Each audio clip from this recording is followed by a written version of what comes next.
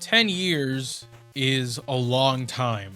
On April 21st, 2013, I uploaded my very first game review. I talked about Cheetah Men for the NES. This was the start of my channel, and in the years that would follow, I would end up playing a significant number of the worst games ever made. I haven't played any of these games in years, and I thought, to celebrate the channel's 10th anniversary, it'd be interesting to revisit some of the earliest digital disasters I played to analyze them from a new perspective. Today, we're taking a trip down memory lane, and I'm also taking this opportunity to review one new game I never got the chance to back in the day.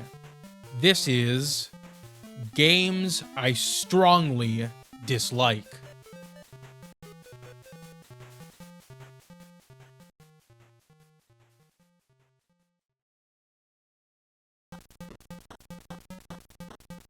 It's only appropriate that we begin with the same game the entire channel did. Cheetah Men is the 52nd game in Action 52, a multi-cart compilation for the NES. The story behind this game is absolutely insane. Creator and investment banker Vince Perry had a 9-year-old son who loved playing video games. Somehow, his son got a hold of a Taiwanese bootleg cart with 40 games on it, and Perry decided that he would create the same sort of compilation cart, except legally. That legally part was certainly questionable. Action 52 may or may not have been a scheme by Perry to scam European and Saudi Arabian investors out of $5 million, as once he secured the investment, he hired college students and a no-name engineering company to do all of the game's programming. It shows in the final product because Action 52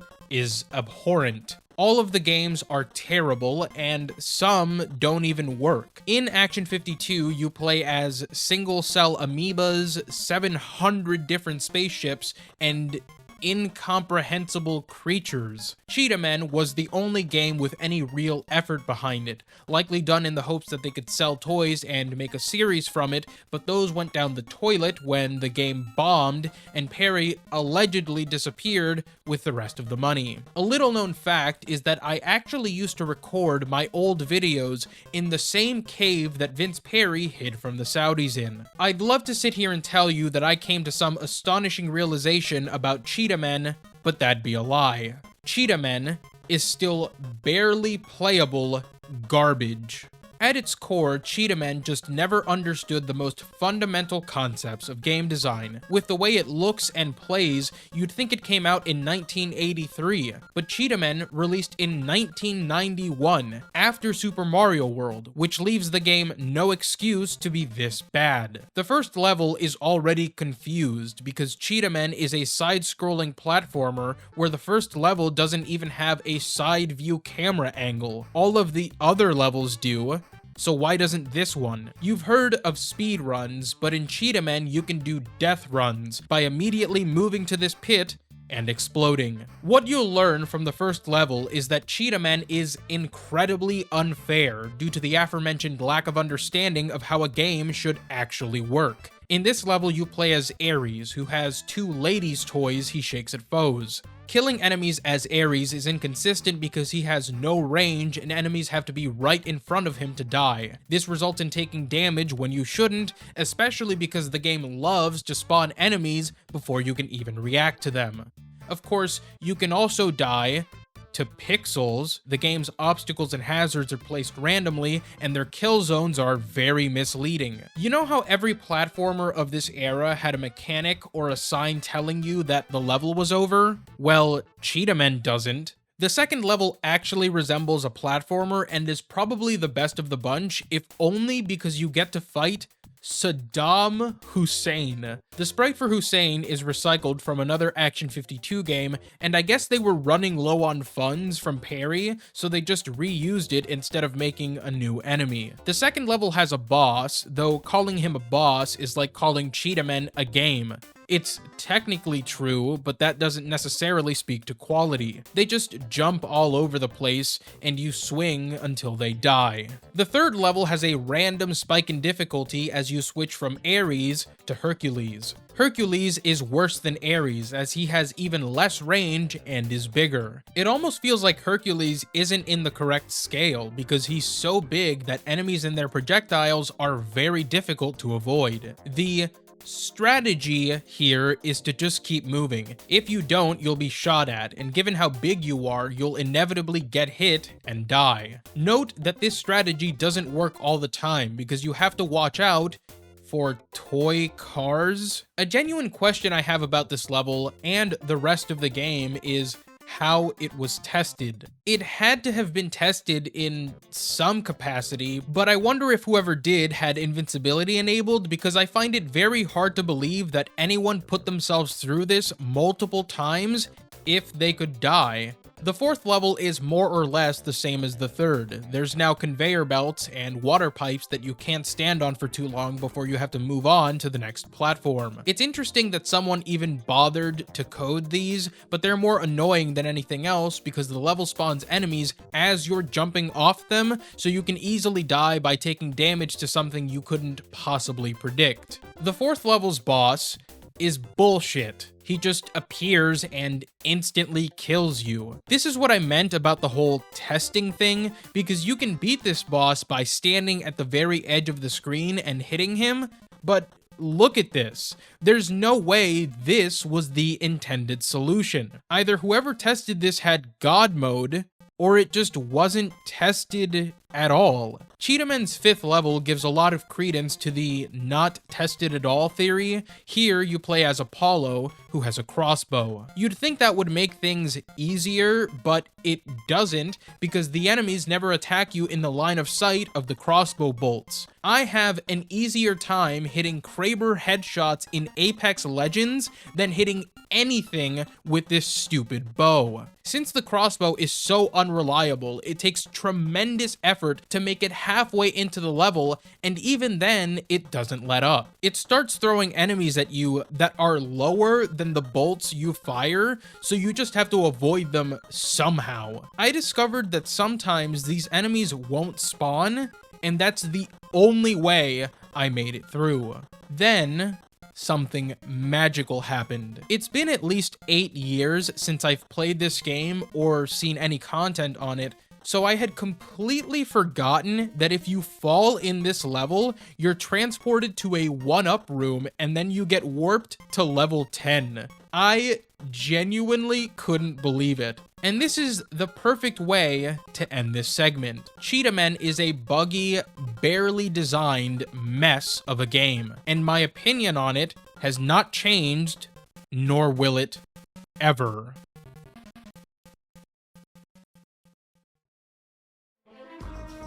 Danger Girl was one of the games I was most looking forward to replaying because for years I've wondered if I truly understood the game when I reviewed it. Danger Girl was originally a comic book, and it's one of my favorites. Created by Andy Hartnell and J. Scott Campbell, it stars Abby Chase, a thief who joins a secret spy organization. Danger Girl is a sexy action comedy that spoofs other spy thrillers like James Bond and Charlie's Angels. Unfortunately, it should have stayed a comic. Even though a video game probably sounded good on paper, it's clear that the team behind the game lacked both the funds and ability to bring the series to another medium. Danger Girl was made during the era where many third-person games took heavy inspiration from classic Tomb Raider. As a result, Danger Girl plays very similarly, but this makes its shortcomings glaringly obvious, because it's inferior in every aspect to the adventures of Lara Croft. The main issues with Danger Girl almost all stem from the game's controls and camera. I love tank controls and think they worked perfectly in early Tomb Raider games, but that's because the camera worked in tandem with the controls. There would have been no shame in copying Tomb Raider. What Core Design created worked for the games of the time. Instead, Danger Girl uses its own slow and clunky variation. The characters in Danger Girl move semi-independently of the camera, and there's no auto-aim for enemies. This means that you always have to position them so enemies are directly in front of them before they can shoot. The magic of Tomb Raider was not having to do this. If Lara saw an enemy, the auto-aim locked on and made them the camera's central pivot point. That doesn't happen in Danger Girl, and its sluggish movement and lack of auto-aim make navigation and combat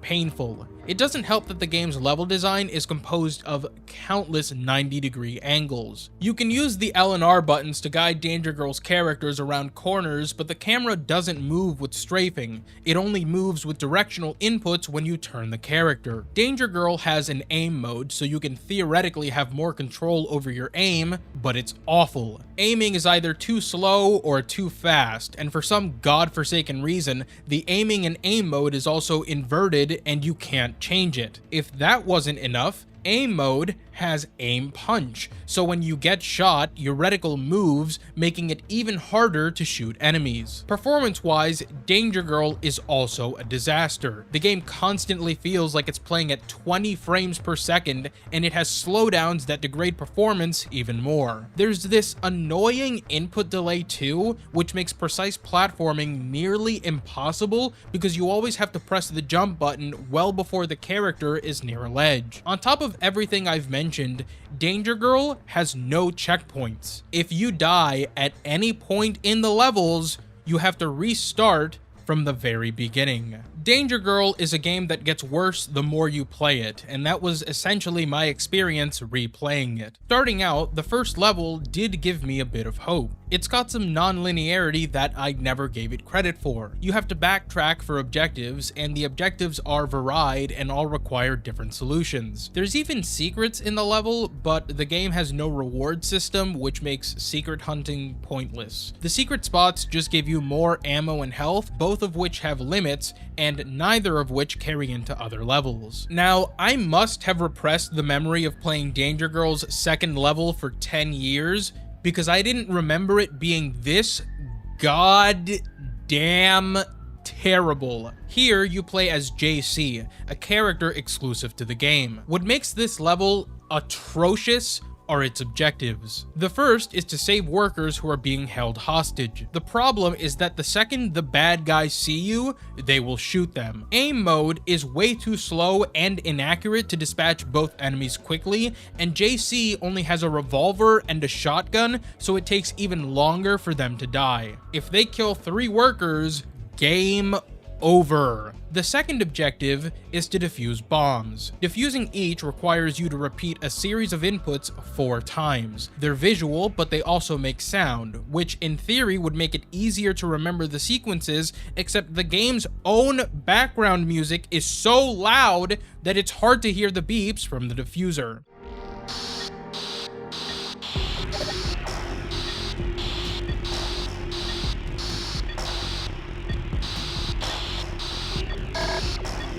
Some of the bombs are also in places that require platforming to get to, and good luck with that. In between bomb defusals, JC arrives at a spot where she can use a turret. This is the worst turret I have ever seen in a game.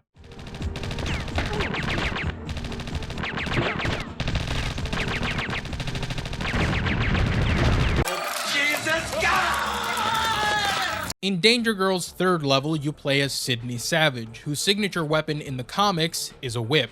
I'd like to give credit to the game for including the whip, but I won't because it sucks. It regularly misses opponents who are standing still. It's just not fun to use, and because this is another save the hostages level, it's useless. For some reason, the developers decided that only levels with Abby would be interesting, so in the game's 4th level, you infiltrate a very cold bunker where you need to find her some appropriate clothing before she freezes to death. This was actually a pretty cool mechanic, and you can even turn on heaters in certain areas to regulate temperature. Once you find winter clothes though, the game goes right back to being a frustrating shooter. The issue with the second half of this level is that you're not given enough ammo to fight all of the enemies, and there's a part where you get swarmed. I had to cheese it by taking them out with grenades, and the AI was so dumb that it knew where I was, but just stood there and died. I finished the level, and it was at that point that I decided I was done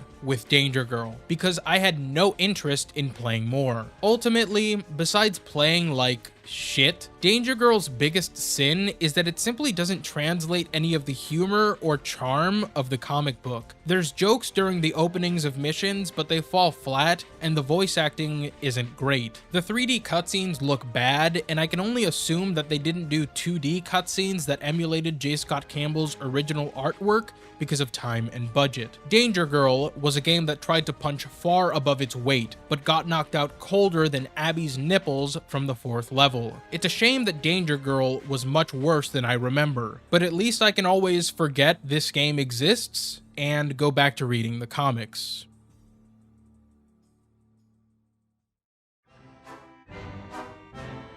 It's not every day you play something so bad that you declare it's the worst game ever made for a whole decade, but I did in April of 2013. Bubsy 3D was the 4th game in the Bubsy franchise and the first in 3D. Released in 1996, Bubsy 3D could not compete with the year's other 3D platformers like Super Mario 64, Crash Bandicoot, or Tomb Raider because it sucked ass. This is the game I was least looking forward to replaying. My original experience with the game was dreadful, so why would now be any different? I'm actually glad I did replay some of the game, because now I can confidently say that it's better than I remember. It's still terrible, but I do think it genuinely does a good job on some things, and in hindsight, many of its problems also have relatively simple fixes. Starting off with its first level, what's immediately obvious are the game's bad controls and horrendous camera. But taking a step back and picturing a universe where these two things were fine,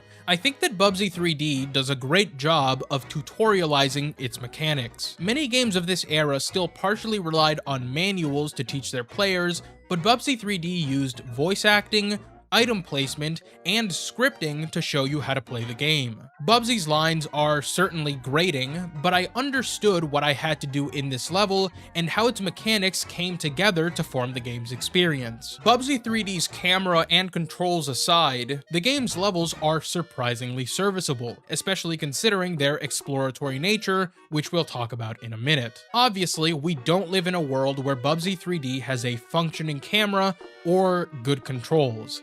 So how do we fix those? The camera issue is easy. You just stop it from panning down when Bubsy jumps. Additionally, to make the game's action more fluid, Bubsy should lock on to enemies so he can't miss them when he jumps. With the way the game is now, you jump and Bubsy can miss platforms because the camera makes it hard to gauge perspective. Bubsy can also miss enemies because they're so skinny. Have you ever noticed that almost every enemy in Super Mario 64 is very round and bulbous? That's most likely because it made them easier to hit and they had far more forgiving hitboxes. In Bubsy 3D, the enemies are all very skinny and tiny, making them hard to hit accurately.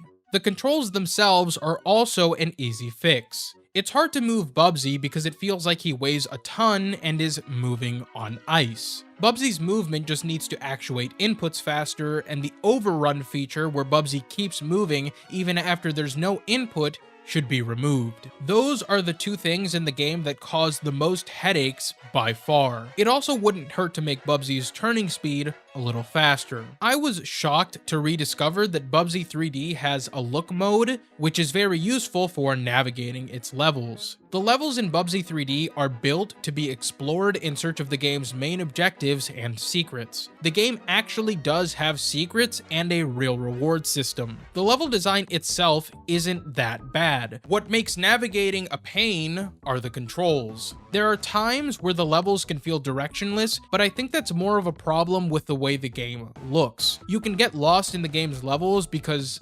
everything looks the same. A quick fix for this would have been a minimap. Since Bubsy is a platformer, knowing where the objectives are is just quality of life. You still have to engage in gameplay to get to Bubsy's rocket parts, so a minimap would have helped in both not getting lost in the game's levels and completing them much faster. On the topic of quality of life, it's definitely worth noting that Bubsy 3Ds was actually pretty good, at least in comparison to some of its contemporaries. Its mission replay beats the pants off of many games of the era. Tomb Raider, for example, didn't introduce mission replay until 2006 in Tomb Raider Legend. In Bubsy 3D, when you beat a level, you can go right back to it if you'd like. You were also given level codes so that if the save on your memory card got wiped, or you wanted to play the level without previous save data, you could just put in the code and get right back into the action. It goes without saying that no one would want to replay these levels,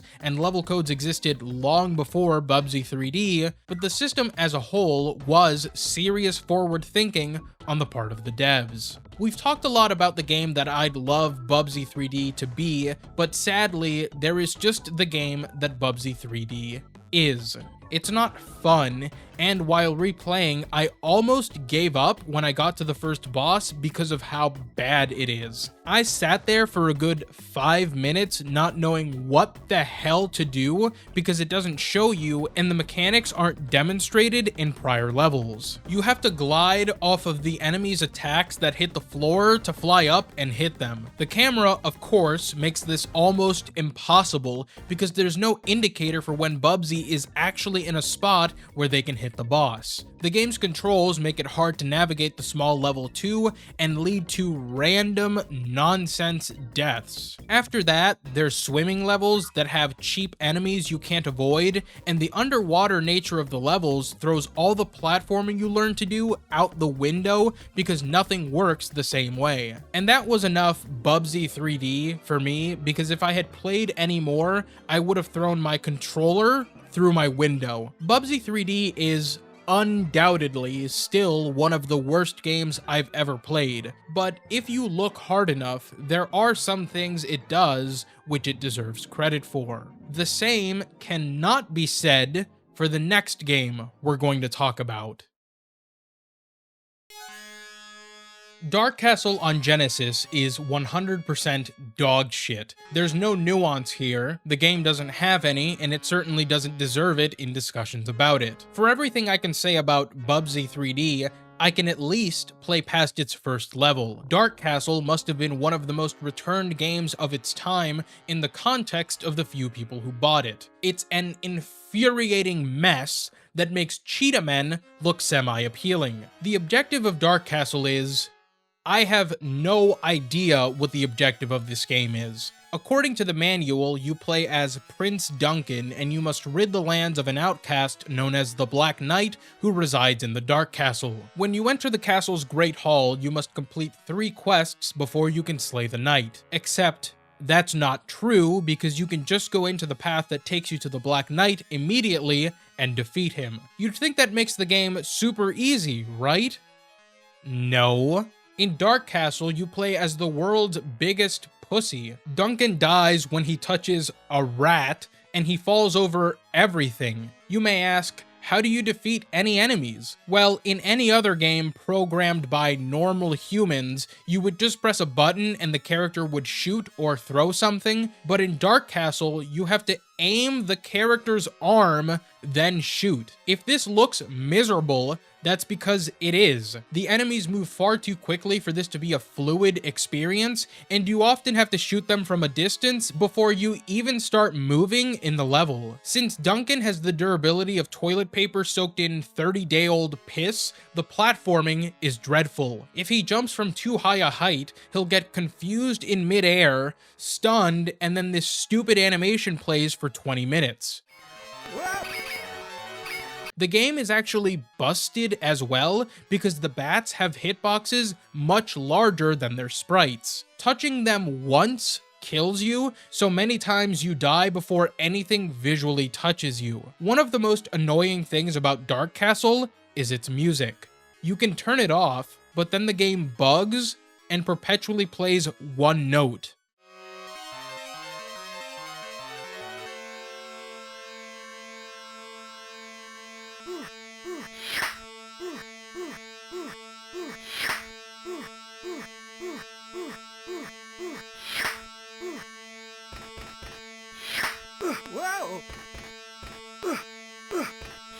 This is what hell sounds like.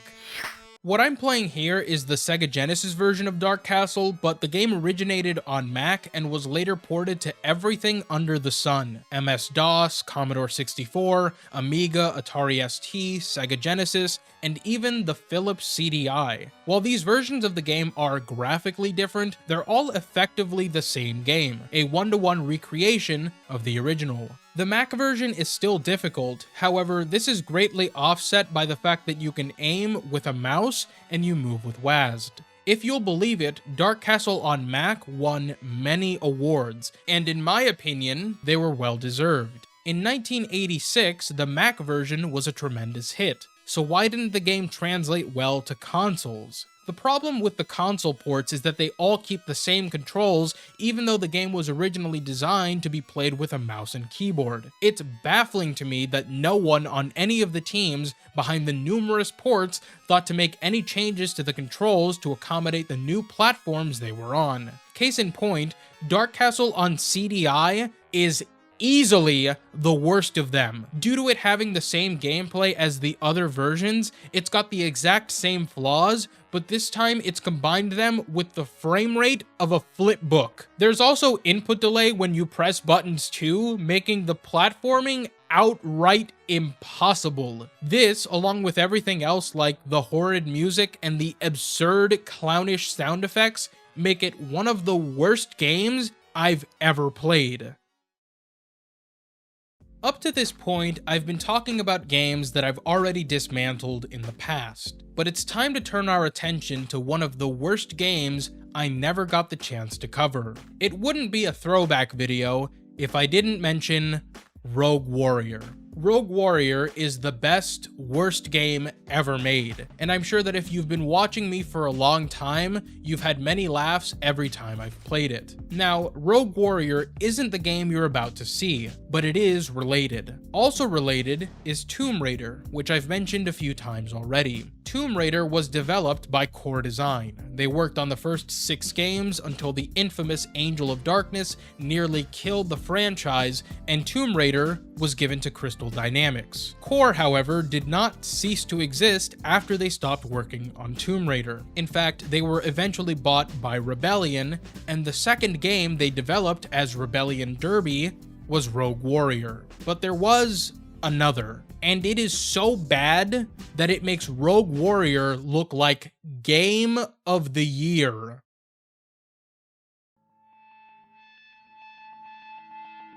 Shell Shock 2 is the gaming equivalent of getting pegged while upside down after being set on fire. Calling it garbage would be an insult to garbage because even the contents of trash were functional at some point. When Shell Shock 2 was pitched at Rebellion, one of the studio heads thought the idea alone was so bad that he left to take a 3-month vacation. Shell Shock 2 was also so rancid during its development that this same developer actually contemplated selling everything he owned and moving to Thailand so he wouldn't have to work on it. Shell Shock 2 takes place during the Vietnam War, and you play as Nate Walker, a soldier who's brought in to extract information from his brother Cal about a mysterious cargo known only as White Knight. The issue is that Cal is now infected with a virus and unable to do anything but eat people. Your commanding officer, Griffin, is the game's only interesting character,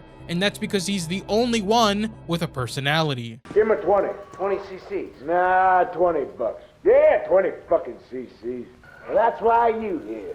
This ain't right. That's the first sensible thing you said all day. He's also voiced by Roger Clark, who would go on to portray Arthur Morgan in Red Dead Redemption 2. This is the closest that Shell Shock 2 was ever associated with the word success.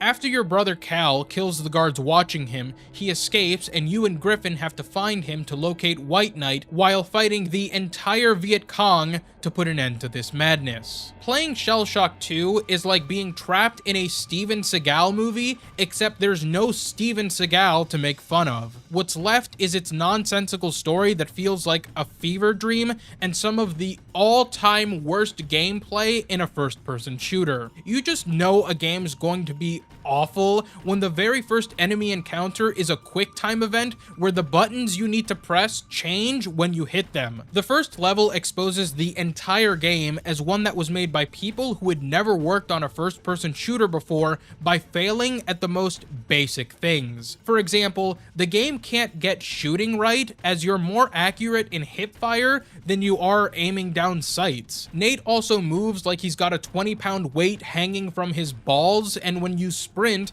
the camera shakes like there's an earthquake. The levels are segmented exactly like Call of Duty, but without any of the great level design, bombastic set pieces, or cursory gameplay that would create variation. This is evident in the second level where you do nothing but shoot people for 15 minutes. You may hear that and think, isn't that what you should be doing in an FPS? The answer is yes, but the problem in Shell Shock 2 is that every enemy encounter is a shooting gallery. You don't engage with the enemies or the environment in any interesting ways. You just shoot people from very far away. In this sense, Shell Shock 2's gameplay is only slightly more complex than Duck Hunt. It was also during the second level where I realized that Shell Shock 2 also has some of the worst ally AI ever. They can die in combat, which I actually think is pretty cool, but the problem is that they don't do anything. Sometimes, even if enemies are advancing on them, they sit there like there aren't bullets whizzing right past them and die. This screws you over because there's numerous sections where the AI is supposed to help you, but because they're less useful than a bag of shit floating in space, they just die and leave you to fight hordes of enemies on your own. I wonder if the reason that Rogue Warrior had no ally AI is simply because the AI in this game didn't work.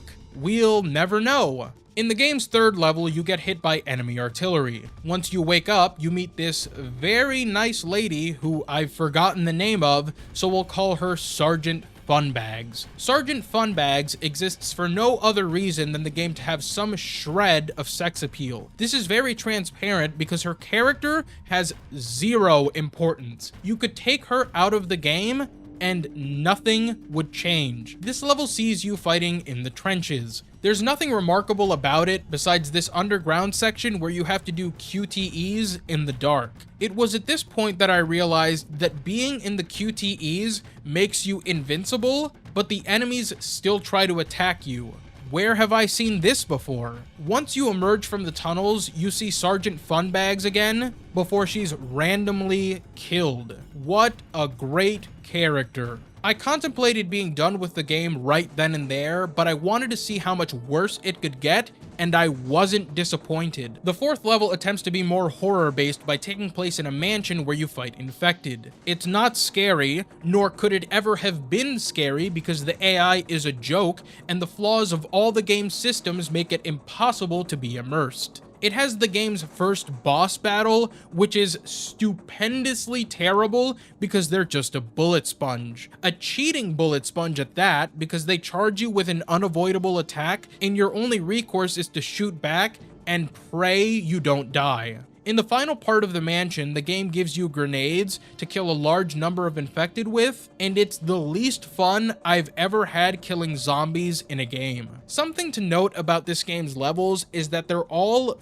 15 minutes long. My summary of them is not shortened intentionally, it's literally all that happens in the levels. The entire game is about 2 hours long, and I didn't even finish it. The last level I could stomach sees you fighting the entire country of Vietnam because your ally AI dies immediately. If you manage to survive that, then you end up in this temple where you inhale hallucinogenic gas and start tripping out. The only good part about this level is that you get to see Sergeant Funbags again as a ghost. Then she disappears forever, and so did I, because this level sucks, the entire game sucks, and I refused to waste any more of my time on such an obviously hacked together abomination of a game. How bad were things at Rebellion Derby when Rogue Warrior was the best game they made? Imagine going from creating Tomb Raider to working on Shell Shock 2. I can't blame them for not caring because this obviously isn't a game that anyone